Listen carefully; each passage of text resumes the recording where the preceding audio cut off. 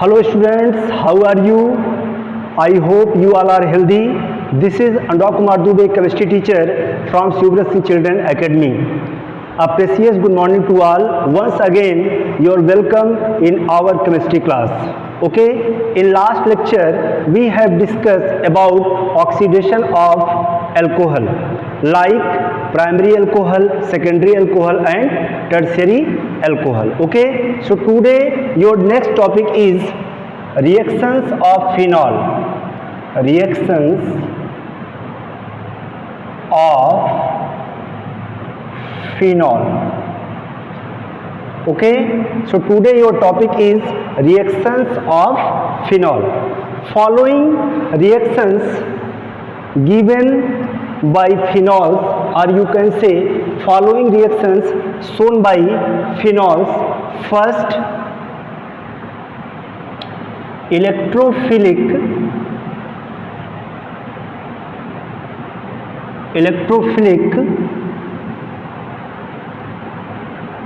substitution reaction.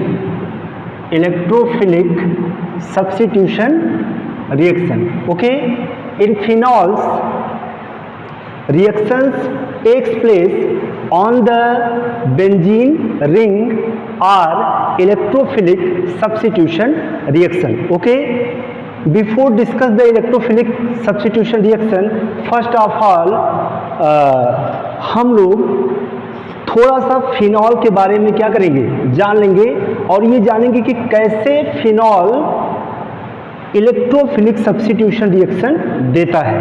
Okay, तो phenol का structure तो सबको पता ही होगा कि सबसे पहले हमें क्या चाहिए, एक एरोमेटिक रिंग चाहिए. Okay, this is the aromatic ring, है ना.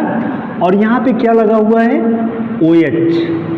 Clear, this is phenol. ये हमारा क्या है, दिस इज फिनॉल.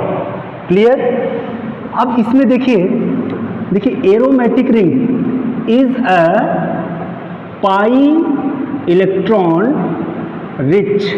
ओके, जो एरोमेटिक हमारा रिंग है that is pi electron rich है. क्लियर. और इससे देखिए क्या अटैच्ड है हमारा OH group. OH group, in OH group oxygen has lone pair electrons. Oxygen के पास क्या है, लोन पेयर इलेक्ट्रॉन है. और इसकी खास बात क्या है कि ये लोन पेयर इलेक्ट्रॉन को क्या करता है, एरोमेटिक रिंग की तरफ फेंकता है. ओके, यहाँ पे तो जिससे ये क्या शो करता है, प्लस और इफेक्ट. कौन सा इफेक्ट, प्लस और इफेक्ट. क्लियर, प्लस और इफेक्ट. अब एक चीज जानिए कि इलेक्ट्रोफिलिक सब्स्टिट्यूशन रिएक्शन में जो सबसे इंपॉर्टेंट रोल है वो किसका है, OH ग्रुप का है. क्यों, क्योंकि ये प्लस आर इफेक्ट को रिप्रेजेंट करता है. ओके, तो जब ये क्या करता है, प्लस आर इफेक्ट को रिप्रेजेंट करता है, पहली बात. सेकेंड, कि benzene ring is pi electron rich compound है. ठीक है, ये हमारा. और नेक्स्ट हम आपको बताएं कि जो इलेक्ट्रोफिलिक सब्स्टिट्यूशन रिएक्शन है इसमें जो इलेक्ट्रोफाइल है, इलेक्ट्रोफाइल रिप्रेजेंटेड एज E+. ठीक, और ये इलेक्ट्रोफाइल क्या करेगा, ये अटैक करेगा कहाँ पे, एरोमेटिक रिंग पर. एरोमेटिक रिंग पर. ठीक है. अब इस एरोमेटिक रिंग में OH के रिस्पेक्ट में जो ये पोजीशन है, दिस इज आर्थो पोजीशन, ये position Meta position and this is para position. Okay, ortho Meta para. अब ये वाला फिर क्या हो जाएगा, मेटा, और ये वाला आर्थो. ठीक, मतलब ये दोनों हमारे आर्थो हैं और ये दोनों हमारे क्या हैं, मेटा पोजीशन है और this is para position. Clear. अब ये जो इलेक्ट्रोफाइल है जब इस पे अटैक करेगा, किस पर, एरोमेटिक रिंग पर, तो ये क्या देगा, दो चीज दे सकता है. एक एडिशन रिएक्शन, ठीक, और एडिशन रिएक्शन को यहां से ये क्या करेगा, ब्रेक करेगा बॉन्ड को, और तब जाकर के ये आकर के यहाँ पे ऐड होगा. कौन, इलेक्ट्रोफाइल. ओके, बट ऐसा होता नहीं है।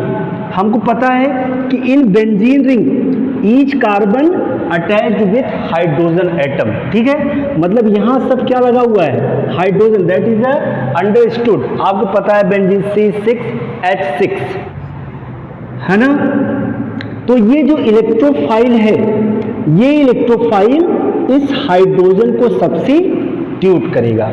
क्लियर, मतलब electrophile attack on aromatic ring, इस पर अटैक करेगा और हाइड्रोजन को सब्स्टिट्यूट करके प्रोडक्ट का फॉर्मेशन करेगा, that is electrophilic substitution reaction.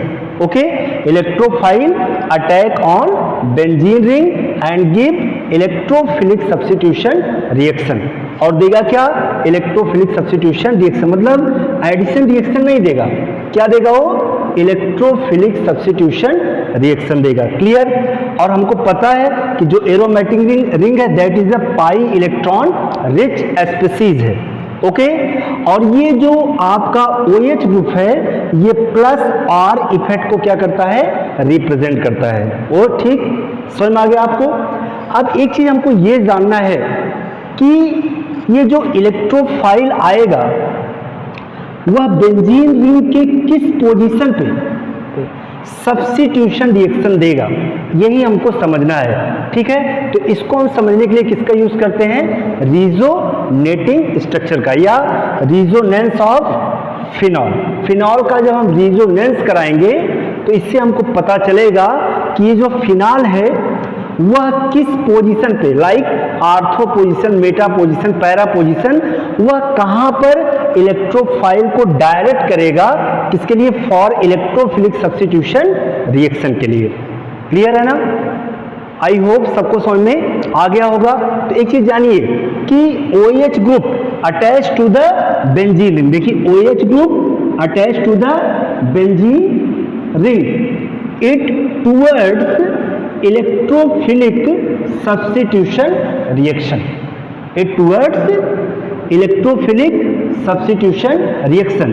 Clear, OH group, देखिए OH group direct the incoming electrophile, या कहेंगे कि OH group direct incoming electrophile to the ortho and para position, to the ortho and para position for electrophilic substitution reaction, for electrophilic substitution reaction। इसका मतलब कि ये जो OH group है वह आने वाले इलेक्ट्रोफाइल को कहां पे डायरेक्ट करेगा, कहां पे सब्स्टिट्यूशन रिएक्शन करने के लिए भेजेगा, ortho position and para position पर भेजेगा।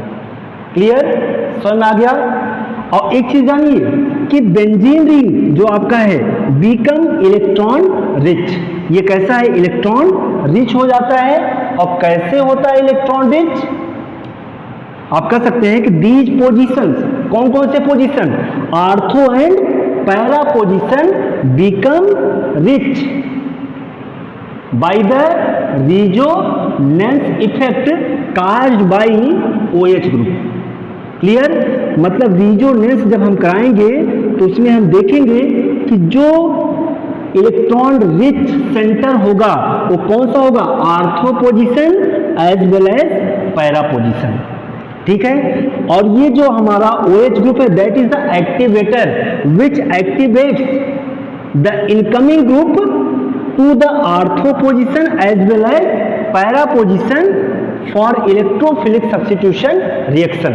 अब ये कैसे हम जानेंगे कि आर्थो एंड पैरा पोजीशन पर ही इलेक्ट्रोफिलिक सब्स्टिट्यूशन रिएक्शन होगा, और इसको हम समझेंगे किससे, बाय द रिजोनेंस, रिजोनेंस के द्वारा। क्लियर, तो हम लोग रिजोनेंस के थ्रू ये चेक करने चल रहे हैं कि ये जो फिनॉल है वह इलेक्ट्रोफिलिक सब्स्टिट्यूशन रिएक्शन आर्थो और पैरा पोजीशन पर क्यों देता है। क्लियर, देखिए phenol, this is the structure of phenol। okay, oxygen has lone pair electron, है ना।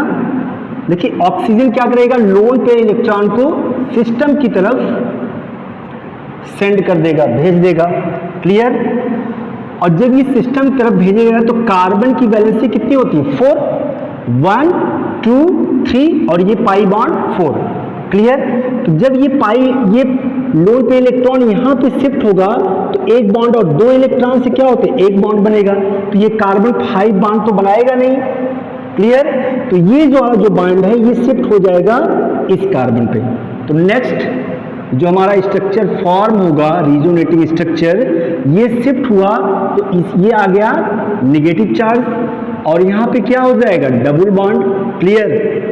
और ऑक्सीजन यहाँ पे क्या है? H। क्लियर। और जब यहाँ पे आएगा तो ऑक्सीजन है पॉजिटिव चार्ज। क्लियर। अब देखिए ये स्ट्रक्चर मिल गया। क्लियर। अब नेक्स्ट, अब देखिए ये आर्थो पोजीशन है, OH के रिस्पेक्ट में this is ortho position. Clear. अब आर्थो नेगेटिव चार्ज आ गया, इसका मतलब क्या? बॉन्ड के जो 2 इलेक्ट्रॉन्स है अब यहाँ पे आ गए। It means this is electron rich centre, या कह सकते हैं कि this centre become electron rich, that is ortho position. Clear. अब फिर देखिए ये नेगेटिव चार्ज जो है यहाँ पे शिफ्ट होगा तो ये पाई इलेक्ट्रॉन यहाँ पे शिफ्ट हो जाएगा इस कार्बन पे। क्लियर। तो ये आ गया यहाँ पे अब नेगेटिव चार्ज, पाई इलेक्ट्रॉन यहाँ पे शिफ्ट हुआ नेगेटिव चार्ज, और ये पाई इलेक्ट्रॉन, ये जो नेगेटिव चार्ज है यहाँ पे शिफ्ट हुआ तो यहाँ पे हो गया पाई बॉन्ड। क्लियर। और ये बॉन्ड तो पहले से है यहाँ पे। अब देखिए क्या बन गया हमारा? डबल बॉन्ड, ऑक्सीजन H और यहाँ पे पॉजिटिव चार्ज। क्लियर। अब देखिए फिर रिजोनेंस, नेगेटिव चार्ज यहाँ शिफ्ट हुआ, अब फिर पाई इलेक्ट्रॉन यहाँ शिफ्ट हो जाएगा। Next resonating structure will B, तो यहाँ पे शिफ्ट हुआ, यहाँ पे क्या आ गया? Negative charge. क्लियर। और ये नेगेटिव चार्ज यहाँ शिफ्ट हुआ तो यहाँ पे आ गया पाई बॉन्ड, और ये is double bond, oxygen bond hydrogen. Clear है ना। अभी देखिए रिजोनेंस और हो सकता है एक बार। अब ये नेगेटिव चार्ज यहाँ शिफ्ट होगा तो ये डबल बॉन्ड फिर से वापस चला जाएगा। क्लियर। अब फिर से नेक्स्ट स्ट्रक्चर विल बी, यहाँ शिफ्ट हुआ तो double bond, pi bond, pi bond. अब ये शिफ्ट हो गया तो यहाँ पे नेगेटिव चार्ज और पॉजिटिव चार्ज खत्म, न्यूट्रल OH। ठीक। These are resonating structure, first structure, second, third, fourth and fifth. Okay, these are resonating structure of phenols. Okay, in these resonating structure you can see, आप देख सकते हैं कि negative charge किस किस position पे है। एक देखिए इस पोजीशन पे हमको मिला, और एक देखिए इस पोजीशन पे नेगेटिव चार्ज मिला, और फिर हमको इस पोजीशन पे मिला, है ना। तो बेंजीन रिंग का मैं आपको यहाँ समझा देता हूँ कि अगर यहाँ पे OH है तो इसके रिस्पेक्ट में ये पोजीशन हमारा आर्थो होगा। ओके, और ये पोजीशन मेटा होगा, और ये पोजीशन पैरा, और ये फिर मेटा, और ये फिर आर्थो। क्लियर। तो अब आप देखिए कि मेटा पोजीशन पे, ये देखिए मेटा पोजीशन है, मेटा पोजीशन पे कहीं भी नेगेटिव चार्ज नहीं है। इसका मतलब कि वह जो सेंटर है, meta position is electron deficient centre, there is electrophilic substitution reaction is not possible. Okay, where is possible? Negative charge present at ortho position as well as para position. This is ortho position, this is also ortho position. Okay, and this is para position. These are electron rich centre, okay, which is shown by resonating structure. So incoming electrophile, or you can say कि OH group that is activator which activates incoming electrophile at ortho as well as para position for electrophilic substitution reaction. Clear? तो ये चीज इस resonating structure से हमको ये समझ में आया कि जो फिनॉल हमारा है वह आने वाले इलेक्ट्रोफाइल को E+ को कहां पे डायरेक्ट करता है? आर्थो एंड पैरा पोजिशन पे। क्यों? क्योंकि electrophile is electron deficient species होता है which always attack on those position which is electron rich centre. Okay, ऐसे पोजीशन पर वो अटैक करेगा जहां पे इलेक्ट्रॉन रिच होगा, और इलेक्ट्रॉन रिच कहां पे होगा? जहां पे निगेटिव चार्ज होगा। ओके, तो ये स्ट्रक्चर रिप्रेजेंट करता है कि electrophilic substitution reaction takes place to the ortho and para position. Okay, now we are going to talk about electrophilic substitution reaction like nitration, halogenation, sulfonation, etc. These are electrophilic substitution reaction. Okay, अब इससे तो आपको समझ में आ गया कि phenol किस position पर इलेक्ट्रोफिलिक सब्स्टिट्यूशन रिएक्शन देगा। Okay, now we are going to discuss nitration. Okay, और nitration is a electrophilic substitution reaction. Okay, तो electrophilic substitution reaction में फर्स्ट हम पढ़ेंगे first nitration.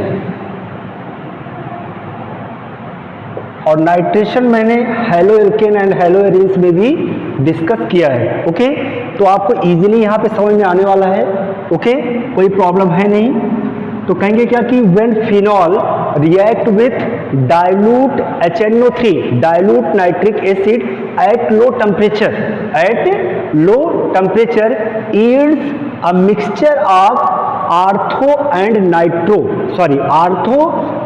para nitrophenol. Okay, तो रिएक्शन के थ्रू हम देखते हैं कि ये हमारा है फिनॉल। क्लियर?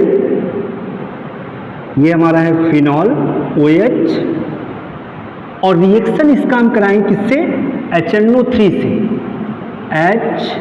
HNO3। क्लियर? और ये कैसा होना चाहिए? It should be dilute HNO3 in the presence of H2SO4 at very low temperature. Temperature बहुत कम रहेगा। ओके, तो ये जो सिंबल है इट इज रिप्रेजेंट टेम्परेचर।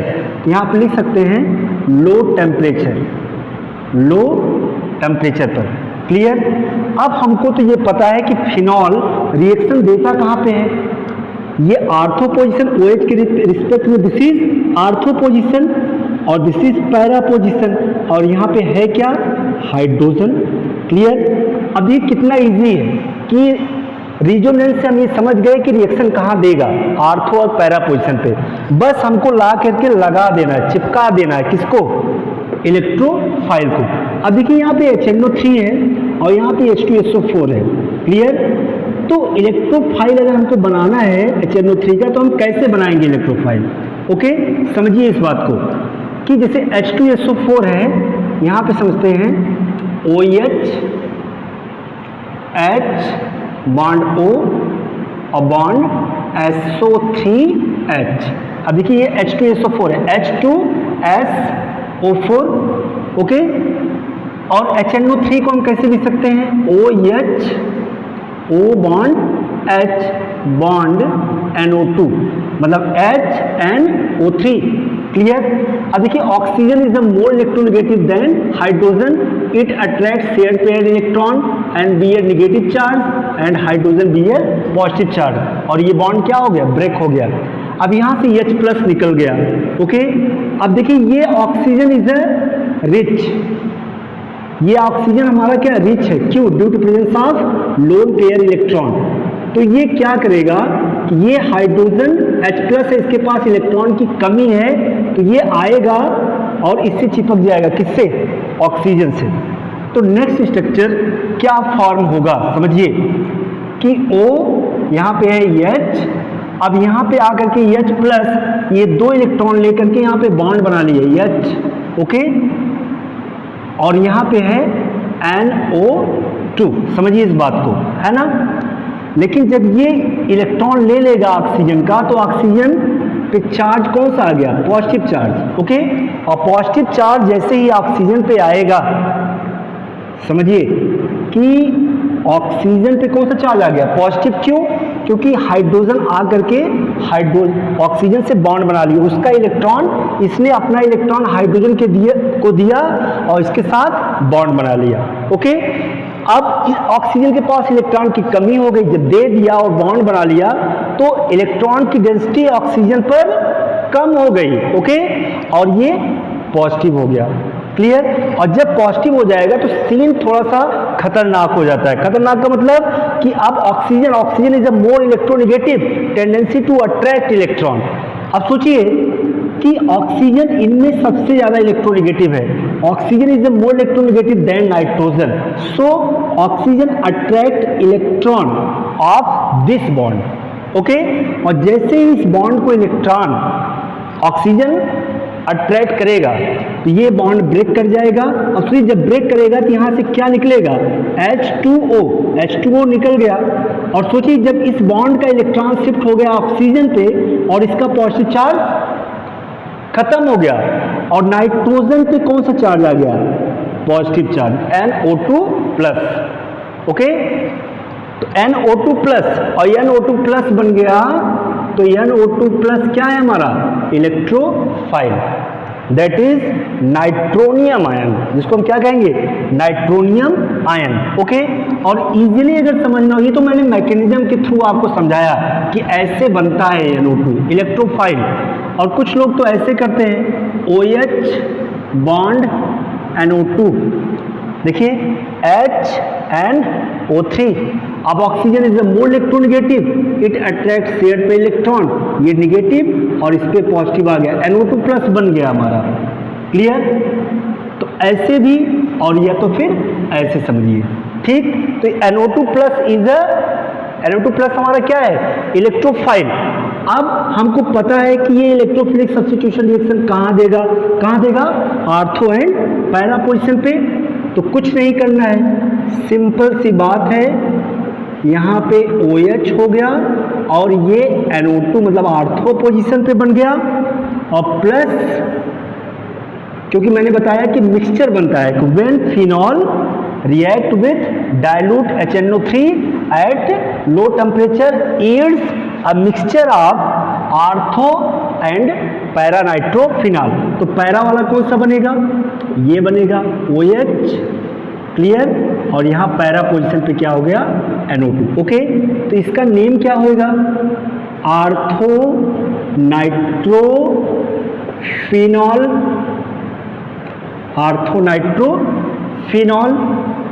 और ये हो गया कौन सा, para nitrophenol. Okay, para nitrophenol. देखिए केमिकल फार्मूला इज सेम, इसका जो फार्मूला है सेम है ना, लेकिन बट देखिए इसमें क्या है, बोथ आर आइसोमर, ये दोनों एक दूसरे के क्या हैं, आइसोमर है ना।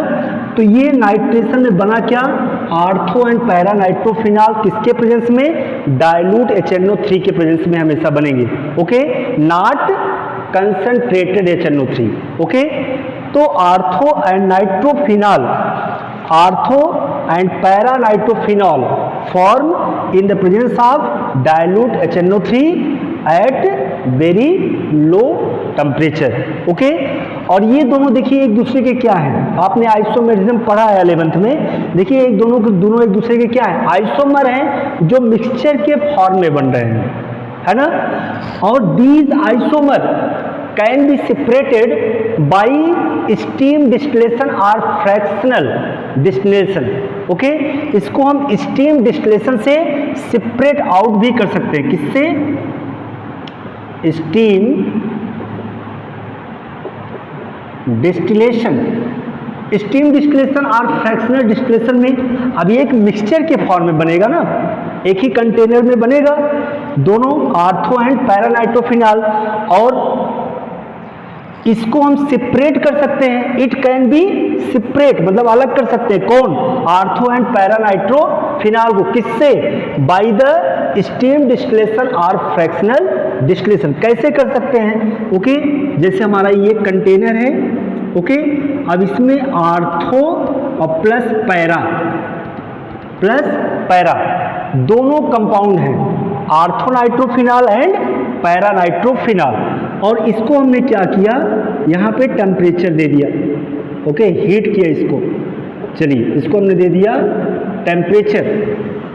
अब टेम्परेचर जब इसको हम देंगे और यहाँ पे एक मैंने फ्लास्क लगा दिया, ओके, ये हमारा हो गया फ्लास्क, समझ लीजिए ये हमारा है फ्लास्क। अब इसको जब आप हीट करेंगे ना, जब इसको आप हीट करेंगे तो जो आर्थो नाइट्रोफिनॉल है, जो कौन सा है, आर्थो नाइट्रोफिनॉल, ठीक है, वो तो क्या होगा, भाप बन करके इसमें आ जाएगा क्योंकि दोनों लिक्विड फॉर्म में है। और जब आप हीट करेंगे तो जो इसमें आर्थो नाइट्रोफिनॉल है वो कहाँ पर आ जाएगा, वो हमारा आ जाएगा इस फ्लास्क में। कौन सा, आर्थो वाला, आर्थो नाइट्रोफिनॉल, और पैरा वाला इसी में रह जाएगा। तो इसको हम क्या कर सकते हैं, अलग कर सकते हैं by steam distillation. Okay, or you can say कि ortho nitrophenol is steam volatile. कैसा होता है, steam volatile, but para nitrophenol is less volatile. Okay, para nitrophenol less volatile होता है, जबकि ortho nitrophenol is a steam volatile. This is most important question, many time this question asked in board exam. Okay, बहुत बार ये question board exam में पूछा गया है कि why ortho nitrophenol is steam volatile but para nitrophenol is less volatile. Okay, इसका मतलब क्या होता है मैं समझाता हूं, और ये बहुत ही इंपॉर्टेंट क्वेश्चन है, इसको अच्छे से पढ़िएगा और ध्यान से, ठीक है, क्योंकि ये कई बार कंपटीशन में भी ये क्वेश्चन पूछा गया है और बोर्ड एग्जाम में भी ये क्वेश्चन पूछा गया है ना, क्या कि why ortho nitrophenol is steam volatile, okay, but para nitrophenol is less volatile. Okay, और it can be separate, this mixture ortho and para nitrophenol mixture can be separated by steam distillation. Clear, तो ये चीज आपको समझ में आ गया होगा। अब मैं आपको स्ट्रक्चर के थ्रू बताता हूं कि क्यों आर्थो वाला सेपरेट हो जाता है और पैरा वाला इसी में रह जाता है, ठीक है, क्यों ये लेस वोलाटाइल है आर्थो वाला, सॉरी पैरा वाला, para nitrophenol is less volatile and ortho nitrophenol is steam volatile. ठीक है, क्यों होता है मैं आपको यहीं पे बता देता हूं कि ortho nitrophenol is steam volatile due to intramolecular hydrogen bonding. Okay, due to intramolecular hydrogen bonding. Clear, और why para nitrophenol is less volatile due to intermolecular hydrogen bonding. देखिए, आर्थो नाइट्रोफिनॉल, इसका स्ट्रक्चर अभी आपने बनाया था, OH OH और nitro में N bond O and double bond O। Okay, ortho nitrophenol. अब इसमें देखिए यहां पे ये देखिए आर्थो पोजीशन पे NO2 लगा हुआ है, नाइट्रो। आर्थो नाइट्रोफिनॉल में क्या होता है कि oxygen is a more electronegative than nitrogen, partial negative, और हाइड्रोजन पे पार्शियल पॉजिटिव, ऑक्सीजन में पार्शियल नेगेटिव। यहां पे क्या होता है, इस मॉलिक्यूल में हाइड्रोजन और ऑक्सीजन हाइड्रोजन बॉन्ड को फॉर्म करते हैं, और hydrogen bond represented as dotted line, है ना। अब इसमें देखिए हो क्या रहा है कि व्हाट इज, यहां पे जो हाइड्रोजन बॉन्ड बन रहा है this is intra molecular hydrogen bonding, intramolecular hydrogen bonding बन रहा है। ठीक है, intramolecular hydrogen bonding means when hydrogen bond form in the same molecule, in the same molecule between two atoms, or you can say कि when hydrogen bonds form between two atoms in the same molecule is known as intramolecular hydrogen bonding. Okay, उसे हम क्या बोलते हैं? Intramolecular hydrogen bonding. और due to intramolecular hydrogen bonding, इस intramolecular hydrogen bonding की वजह से ये जो आर्थोनाइट्रोफिनॉल है ये कैसा होता है? दिस इज स्टीम वोलाटाइल, ये हमारा स्टीम वोलाटाइल होता है। वाइल इन पैरानाइट्रोफिनॉल, पैरानाइट्रोफिनॉल में क्या होता है? पैरा में देखिए मैंने यहाँ पे लगा दिया OH, क्लियर, OH है ना, ये हमारा हो गया फिनॉल। और इधर ये OH यहाँ पे है तो ये वाला पोजीशन कौन सा पोजीशन होगा? Para position.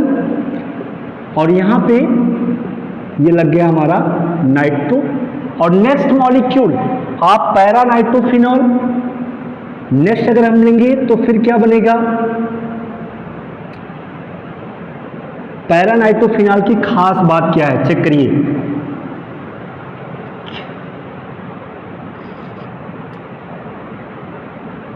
ये हो गया ये O और यहाँ पे H, ठीक, और यहाँ पे हो गया N डबल बॉन्डो बॉन्डो, क्लियर। अब देखिए इसमें ये टू मॉलिक्यूल्स है, सेम मॉलिक्यूल्स ऑफ पैरानाइट्रोफिनॉल, ये पैरानाइट्रोफिनॉल के सेम मॉलिक्यूल्स हैं। ठीक है, अब इसमें आप देखिए कि यहाँ पे oxygen is more electronegative atom, be a negative charge and hydrogen positive charge. अब इसमें देखिए oxygen is a more electronegative negative charge and nitrogen positive charge. अब यहाँ देखिए partial positive hydrogen positive, oxygen negative, तो इन दोनों के बीच क्या बन रहा है? Hydrogen bond. ओके, तो इस बॉन्ड को हम क्या बोलेंगे? इंटरमॉलिक्यूलर, इंटरमॉलिक्यूलर हाइड्रोजन बॉन्डिंग, इसको हम बोलेंगे intermolecular hydrogen bonding. When hydrogen bond या when hydrogen bond form between two molecule same और डिफरेंट, चाहे मॉलिक्यूल हमारे सेम हो या different, when hydrogen bond form between two same और different molecule is known as intermolecular hydrogen bond. Okay, आप सोचिए कि यहाँ पे इंटरमॉलिक्यूलर हाइड्रोजन बॉन्ड बन रहा है और इसमें इंट्रामॉलिक्यूलर मतलब when hydrogen bonds form between two atoms in same molecules, that is intra. और व्हेन डिफरेंट कंपाउंड्स तो क्या हो जाएगा? Intermolecular hydrogen bonding. और जब इंटरमॉलिक्यूलर हाइड्रोजन बॉन्डिंग बनेगा that is a strong bond. Okay, वो थोड़ा सा स्ट्रॉन्ग होगा और उसको ब्रेक करने के लिए हमको ज्यादा एनर्जी की रिक्वायरमेंट होगी। ओके, इसलिए ये क्या होता है?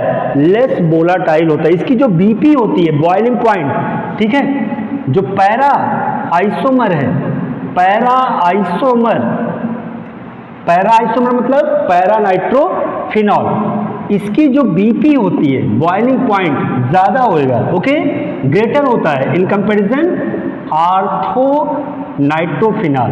आर्थो नाइट्रोफिनॉल का जो बीपी है वो क्या होगा? कम होगा। क्यों? ऐसा क्यों होता है? आर्थो नाइट्रोफिनॉल का बॉइलिंग पॉइंट कम क्यों होता है? Due to intramolecular hydrogen bonding.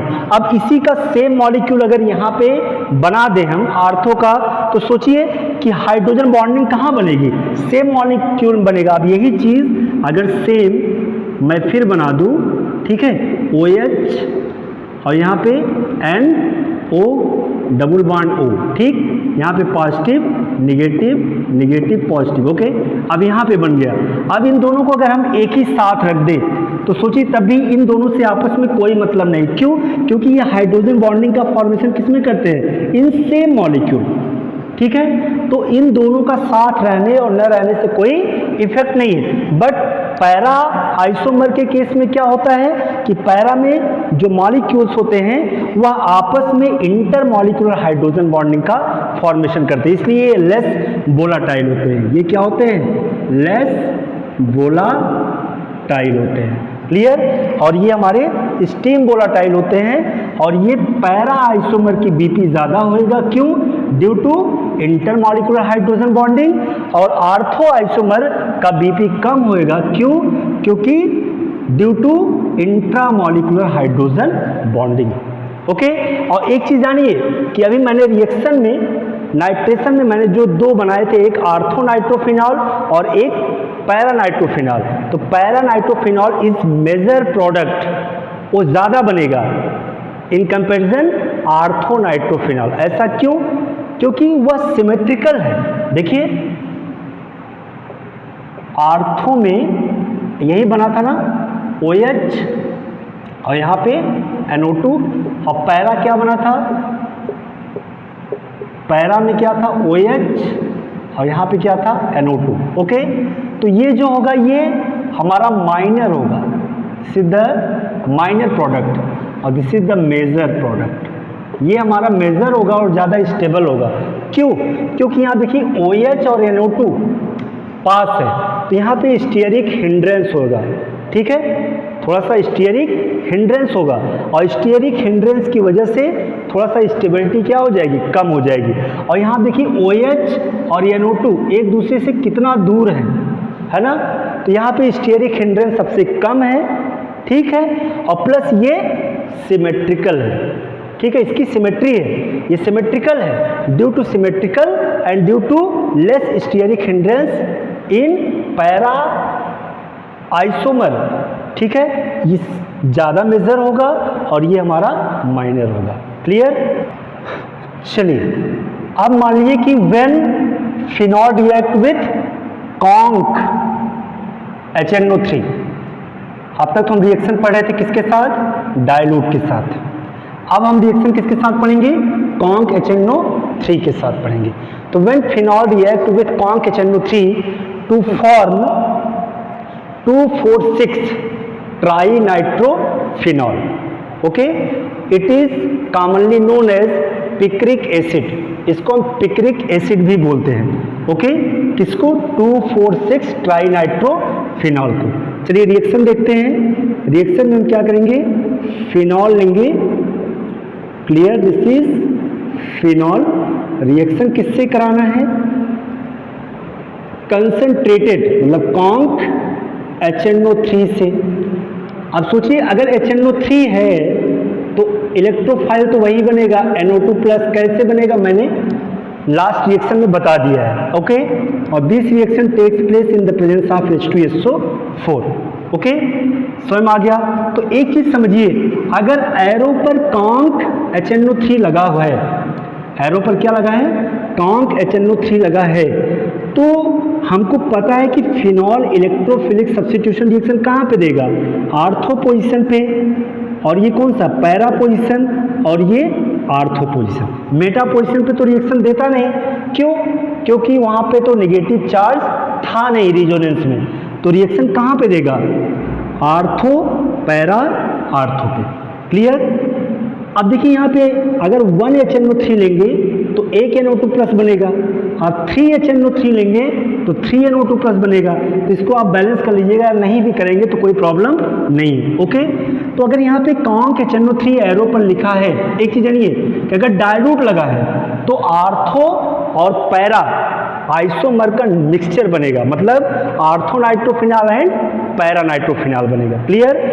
और अगर यहाँ पे कॉन्क HNO3 है तो जान लीजिए कि इसमें जितना आर्थो पैरा पोजीशन है सब पे NO2 लगेगा। ठीक है, मतलब ये इलेक्ट्रोफाइल। बस यही हमको समझना है। ठीक है, चलिए तो यहाँ पे क्या है? OH मतलब, और कहाँ पे कहाँ जुड़ेगा? NO2 आर्थो पे, और कहाँ पे? पैरा पे, और कहाँ पे? आर्थो पे। ठीक है, अब ये OH है मेन ग्रुप, तो ये हो गया फर्स्ट, ये सेकेंड, थर्ड, फोर्थ, फिफ्थ और ये 6। ओके, तो यहाँ देखिए 2 पे नाइट्रो है, 4 पे है और 6 पे, मतलब हो जाएगा 2 4 6। और कितने नाइट्रो हैं, हाउ मेनी, 1 2 3, तो क्या कहेंगे, tri nitrophenol. Okay, 2 4 6 tri nitrophenol. Clear, tri nitrophenol है ना। और 2 4 6 tri nitrophenol is also known as picric acid. Picric acid, इसी को हम क्या बोलते हैं, पिक्रिक एसिड बोलते हैं। क्लियर, समझ में आ गया होगा सबको। ठीक है, तो यह है कॉन्क HNO3 के साथ और वो था डाइल्यूट HNO3। तो मैंने क्या पढ़ा, समरी देख लेते हैं हम थोड़ा सा, कि डाइल्यूट HNO3 लेंगे तो क्या बनेगा, आर्थो एंड पैरा नाइट्रोफिनॉल बनेगा। ओके ओके, अगर हम कॉन्क HNO3 यूज करेंगे फिनॉल के साथ, ठीक, तो क्या बनेगा हमारा, पिक्रिक एसिड बनेगा। ठीक, समरी में तो हमने इतना ही पढ़ा है। ठीक है, डाइल्यूट HNO3 के साथ क्या बनेगा, आर्थो एंड पैरा नाइट्रोफिनॉल, और कॉन्क HNO3 के साथ अगर फिनॉल का रिएक्शन कराएंगे तो पिक्रिक एसिड बनेगा। क्लियर, तो ये था हमारा नाइट्रेशन। बहुत इंपॉर्टेंट टॉपिक है, इसको ध्यान से पढ़िए, अच्छे से रिवाइज करिए। ठीक है, हम लोग आपको वीडियो बना करके देते हैं। मोस्ट ऑफ द स्टूडेंट्स, अधिकतर ऐसे स्टूडेंट्स हैं जो वीडियो को देखते नहीं हैं। This is very bad manner. Okay, आप अपने साथ बहुत बड़ा अन्याय कर रहे हैं। ठीक है, आप वीडियो को देखिए पर डे। पहला काम है आपका हेल्थ, और हेल्थ अगर आपका ठीक है तो आप सेकंड पे क्या है आपका, एजुकेशन। ठीक है, विदाउट एजुकेशन की जो लाइफ है वो पॉसिबल नहीं है, एजुकेशन होना मस्ट है। क्लियर, तो इसलिए आप इसको अच्छे से देखें, बार बार इसको रिवाइज करें, कॉपी में बार बार लिख करके प्रैक्टिस करें, क्योंकि ऑर्गेनिक केमिस्ट्री है, जितना ज़्यादा प्रैक्टिस करेंगे उतना ही ज़्यादा आपको समझ में आएगा। ओके, तो जो भी आपको नहीं समझ में आता है आप बाय व्हाट्सएप, बाय कॉल आप पूछिए। I am always free for you. Okay, 24/7। Okay, thank you, thanks a lot.